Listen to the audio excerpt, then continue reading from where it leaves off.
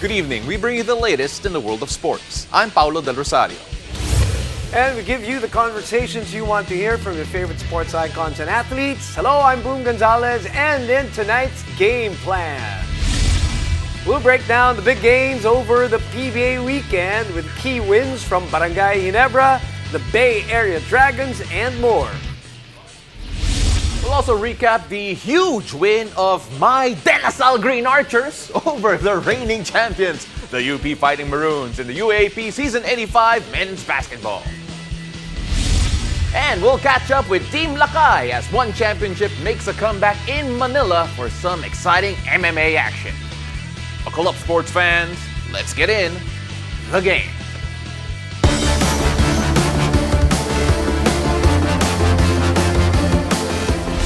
Well, the Stars came to play over the PBA weekend, and the race to the end of the Commissioner's Cup elimination round is getting more and more interesting. Joining us tonight to break down some of the big games is PBA champion and basketball analyst Coach Willie Wilson. Coach, how you doing? I'm doing great. You look very chill. I love it here. It's like my second home. Well, you live so close. Might as well be. But Coach, so let's talk about first what happened over the weekend, because a lot of crucial games with regards to the race for the quarterfinals. So we're going to bring up the standings in just a bit. And a big win for Bay Area. Let's start with that first, because they now virtually are in that hunt or almost close to securing that top 2 spot. What do you make of their win against a really tough Magnolia team? Well, you know what? Seeing Bay Area and what they can do, they started off with Powell, brought in Nicholson, and then came back with Powell. So you see 2 different teams, basically. And obviously, record-wise, the team with Powell is better. Yep. They can beat you in so many different ways. Powell can score 50, or they can pound you inside with the big 7-4 Liu. So it just makes for a matchup nightmare for any team that they play against. How is it that they've been able to do what they do and basically play away games all throughout this conference for them? You know, I love that you brought up the away game factor, because, essentially they are the away team. So any team that they play against will be the de facto home team. And, just relishing that villain role, it can actually serve as a pump-up factor for them. And, wanting to silence the crowd, which they've done numerous times. Many this times, season. you're right. Yeah, between Blankley, Powell, Duncan Reed, Glenn Yang, so many guys to watch out for there. Now another one, Barangay Ginebra against TNT. This one a big loss for TNT in particular, because they are not in the right spot with regards to the standings. Barangay Ginebra getting the job done. Aljon Mariano looks comfortable starting because of the fact that it is basically a little throwback offensive system-wise with Coach Tim Cohn. Of course, I know that, but can you please break it down for our viewers? Okay, so the big splash moves that Ginebra's made. They pick up Malonzo, they pick up Gray. It's just a powerhouse of a team that they have. What they are lacking is those go-through guys. That's what I call them. Those guys that they don't need the basketball to produce. They have a bunch of go-to guys. They got the reigning MVP on their squad. Now they insert Mariano back into the starting lineup. He's just a guy that I call a very, very high floor player. Doesn't make mistakes, is always in the right spot defensively, and he's just not going to hurt you out on the floor. But it was a tough win. Yeah. It looked easy at the start. Yeah. Then they, as they say, let go of the rope, or credit obviously to TNT for making a game out of that, and almost snatched it also from Ginebra via a great comeback. Now Ginebra has won 5 straight. TNT has lost 2 straight. Give me the chances now of TNT. They're a little bit in trouble with that record, and Ginebra looking good. Yeah. Well, I don't want to say that TNT is out. Yeah, exactly. Obviously, they're having the import issues with Oliver having the sprained knee, so they bring in a replacement.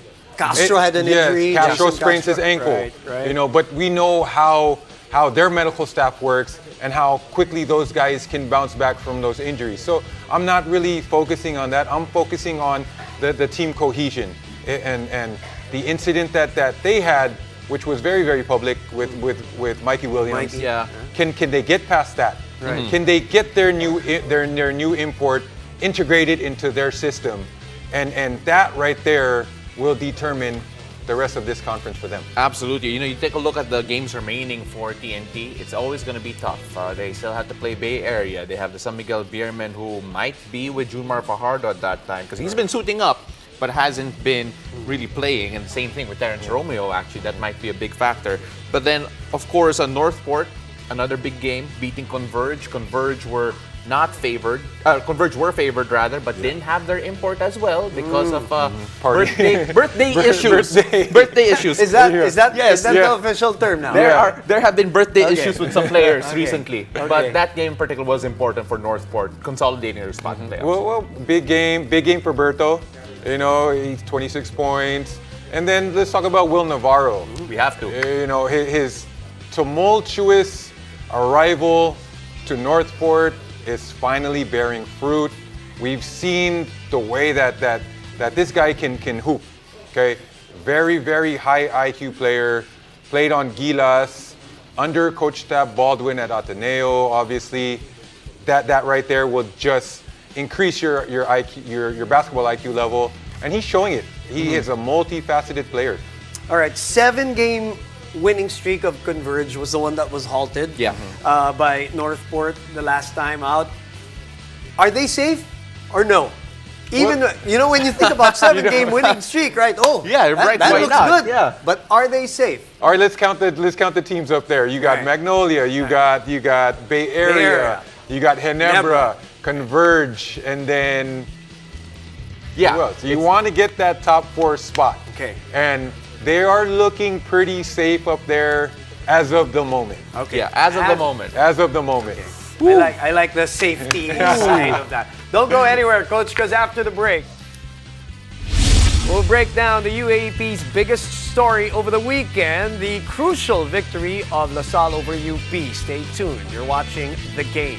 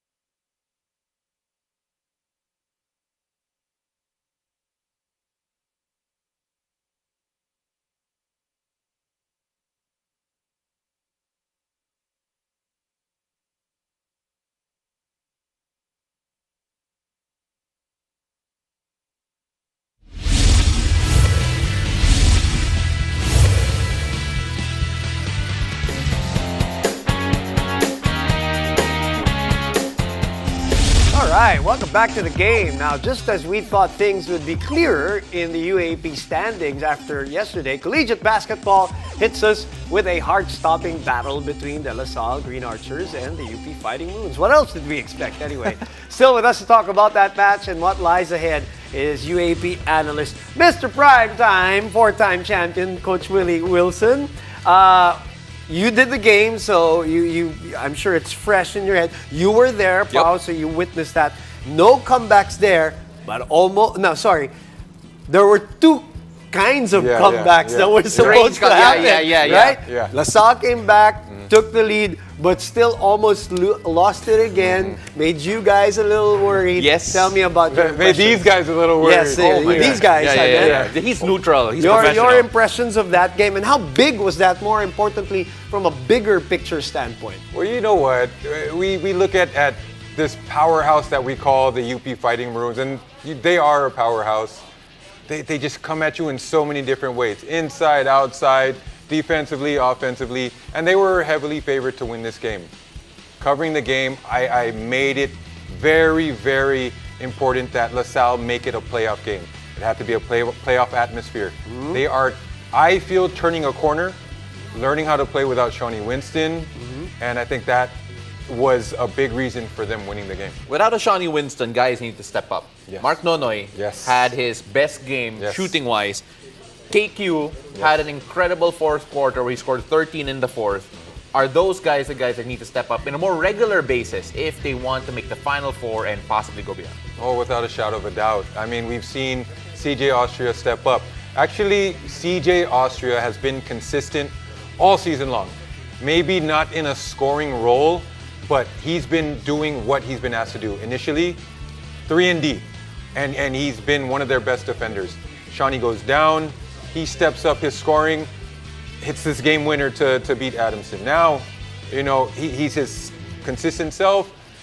To get over the hump to beat AUP, you need more, and they got more. That great third quarter where Mark Nonoy hits his first mid-range jumper, I'm like, okay, this is gonna open up the rim for him, and it did. 13 points in that third quarter. And then you finally see the maturity of a KQ, knowing where to get his shots, and the activity on the offensive glass was great. LaSalle has beaten the big ones also, right? Ateneo, UP, and NU. Okay, now the question lies, can they progress without Shawnee Winston? Since you mentioned him and you mentioned the other players who might be able to cover up for him. But when you look at the bigger picture, and I mean strength of schedule and all of that, can they? I mean, I can only see it get better from here for them. Okay. Imagine a Mark Nonoy putting a complete game together with CJ Austria staying consistent, with Evan Nelly staying consistent, being his playmaking self, and then also a complete game from Kevin Quiambao. I mean, this LaSalle team without Shawnee Winston is still very, very strong. So imagine them putting a complete game together. We've seen what they can do with one half from Mark Nonoy and Kevin Quiambao. They were able to beat the number one team in the UAAP. So with that win, LaSalle is back in the hunt for the Final Four. Correct. A lot of people thought that a loss really would have made things a lot difficult. So we're going to bring up the remaining games here for those in the hunt for the Final Four, because it is a very packed middle here. And it could swing either way. We've seen all these teams almost beat each other at one point. As we take a look at that right there, LaSalle have a tough run-up, NU, UE, and then, of course, if you're looking at Adamson, it's FEU and NU, and FEU a crucial matchup against Adamson next. And may Ateneo pa. There's so much. Yeah. There's so much. So how do you look at that? Well, I'm looking at all the scenarios, and let's focus on LaSalle right here. NU, UE, USC. Record-wise, they are above UE, they are above UST. So record-wise, they can get to 7 wins. Okay. You look at the player the team that they're tied with, Adamson. They have a tougher road ahead. That's why last win was big for them. That's why them beating Adamson was huge, and them getting over UP was even bigger. Yeah. With that puts them in prime position to get that last Final Four spot. UE has Ateneo and LaSalle last. FEU probably the toughest road. Well, you know, they have Adamson, they have UST, but because of the setback that they had this weekend, that made it way tougher for them. And what a heartbreak for them. They were up 19 in that game, looking good, firing in all cylinders. Right. And then, as always, the third quarter, 35-11, Ateneo finishes that game and takes the game away from FEU. I have to ask you about UP. Okay, so they're safe. Sure, they're there. They have a slot at the very least. What did that loss do to them, in your opinion? Well, I think that it's only going to serve as a motivating factor. I know they're going to go back to practice. Coach Gold is going to show them, all the missed opportunities, all the mistakes that they made, and they're going to work on that. I call these the cardiac kids. You know, they've fought through. They like to make it hard on their fans, right? They fought through so many close games, and they just have that bounce back ability about them. And I think they're only going to get better from this. Yeah, you know, you look at what UP has done in the recent track record. I think that's going to be the expectation of them.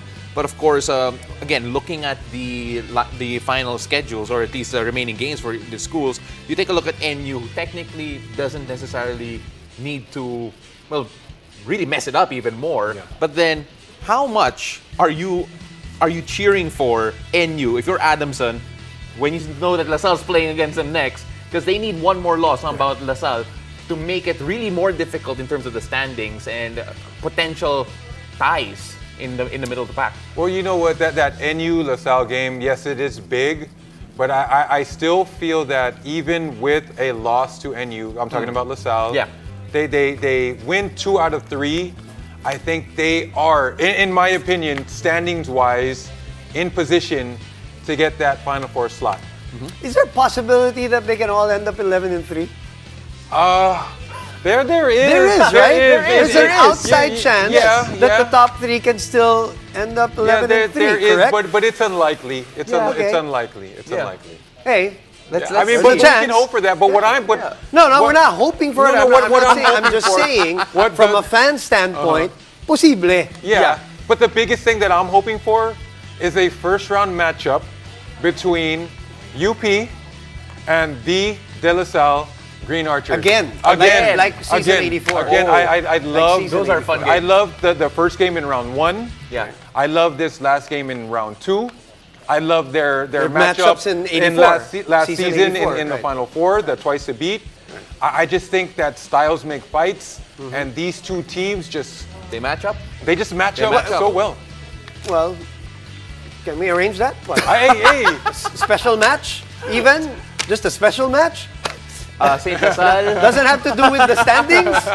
Laro lang? Parang ganon? Closed door. game. Hindi naman closed door. we need the crowd up there. Coach Willie, thank you very much again. Really appreciate you and for all your takes. Always.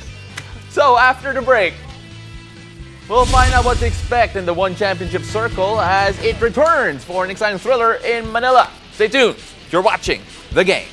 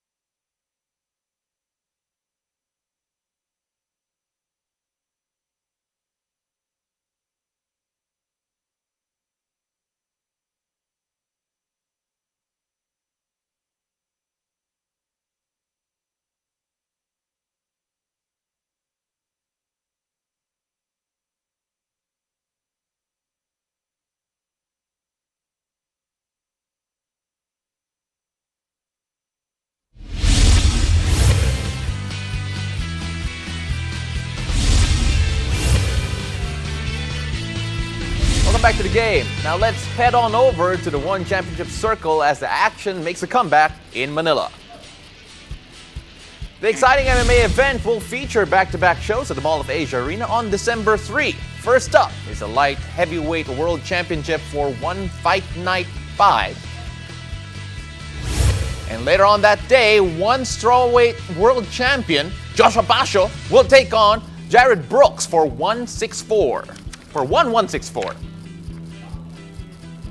To tell us more about this, we have with us Team Lakay's Joshua Pasio himself, along with his belt, together with Edward Fulay and Janlo Mark Sangyao. Gentlemen, welcome to the game. Unang-una, I'm super excited na babalik na yung one championship dito sa Manila. Josh, you were there the last time. Dagdag excitement ba? Dagdag pressure? How do you feel? Just pure excitement. Then, kasi last 2 years pa yun eh. Yung punong-puno yung crowd. Yan. So, the last outing parang sparring lang kasi walang crowd. So, mas maingay pa sa gym. But right now, expecting like in front of 20,000 Filipino kababayan. So, nakaka-excite. The landslide is here with us also. Or, you're coming from a win, di ba? Galing sa panalo, and you're going up against Edson in your next fight. Tell us what to expect from your opponent. Anong preparasyon at paghahanda ang ginawa mo para kay Edson? Well, my opponent is a typical striker. He's a boxer, and I am known. We are known in Team Lakay for our striking prowess. So I think this is gonna be a stand-up fight. But of course, I need to mix it well so that I can be able to implement my game plan and get the finish. Ganyan ba, Edward, if I may? Go ahead. Pag ganyan ba, pwede mo rin gulatin na biglang dalhin sa ground because ang expectation nga, di ba? Oo. Striking. Parang chess eh. You need to play it well. Kung alam mo yung galaw ng mga officers mo, mas magiging effective ka. Pero kung alam mo lang yung queen, wala. Syempre, babantayan yun talaga. So as much as possible, you know how the game works, how you can play it in a way na magiging beneficial sa'yo. Kasi karamihan, gaya nung kalaban ni Joshua, he is in a mind game.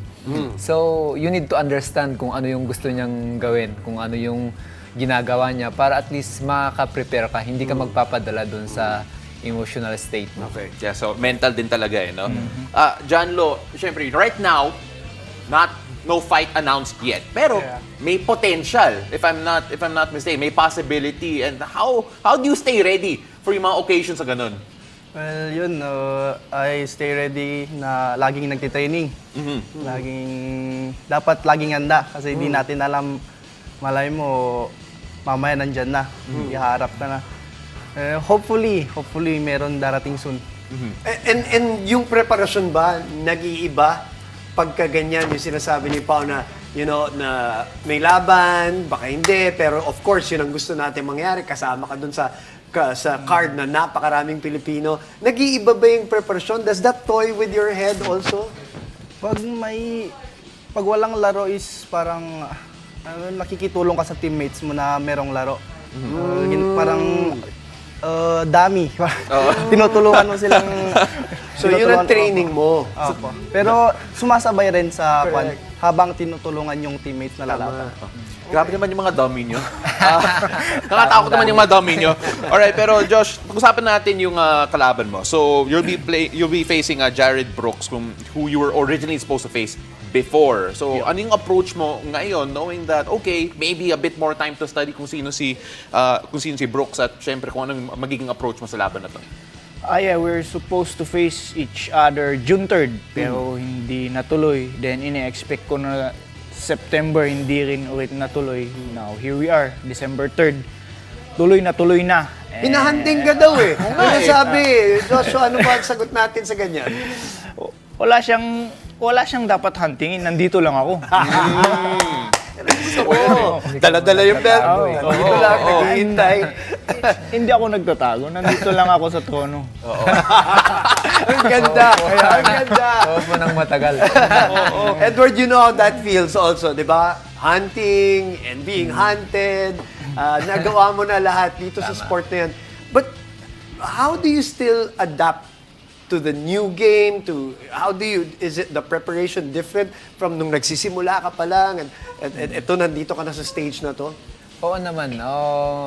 You need to always advance, always learning. Kasi hindi ka pwedeng magstay back in 2006 nung nag-evolve nag-start ang MMA, ka.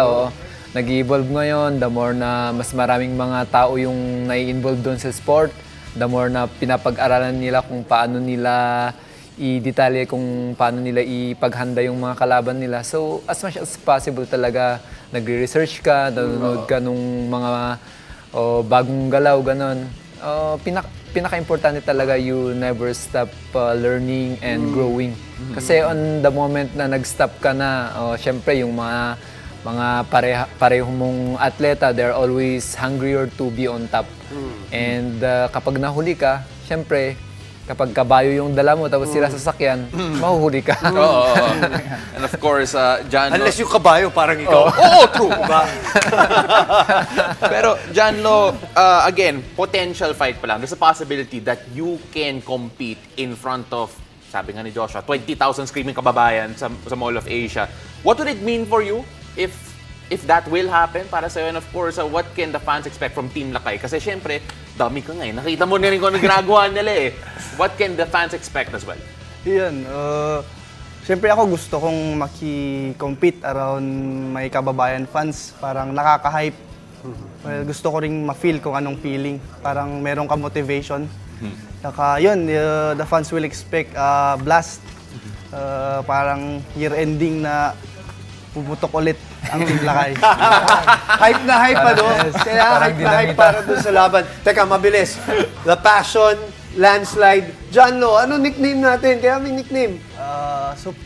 Before, laging tawag sa akin, The Little Machine. Okay. Which is, my dad kasi is The Machine. Okay. Pero nung nag-sign na ako sa One, parang binigay sa akin yung The Machine. The Kaya, Machine. okay. The Passion, Machine. Landslide, and The The Machine. Machine. Here on The Game. Don't forget, catch One Fight Night, 5 at 9 a.m. and 164 at 8:30 p.m. on December 3. That's happening live po at the Mall of Asia Arena. Watch the MMA action live only on One Sports and One Sports Plus. You better be ready, baby! Joshua Pascal, the Monkey God is coming! You've seen nothing yet. Jared Brooks, who never fought somebody like me. This is my division. Who's coming, Joshua Pascal? Me! The strawweight championship of the world.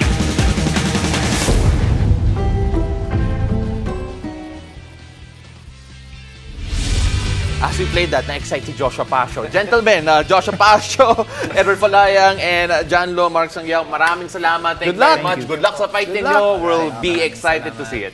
Thank you. And for the rest of you, thank you for joining us. I'm Boom Gonzalez. Catch us weeknights here on One News, One Sports, and One Sports Plus. I'm Paulo Del Rosario, and this has been The Game.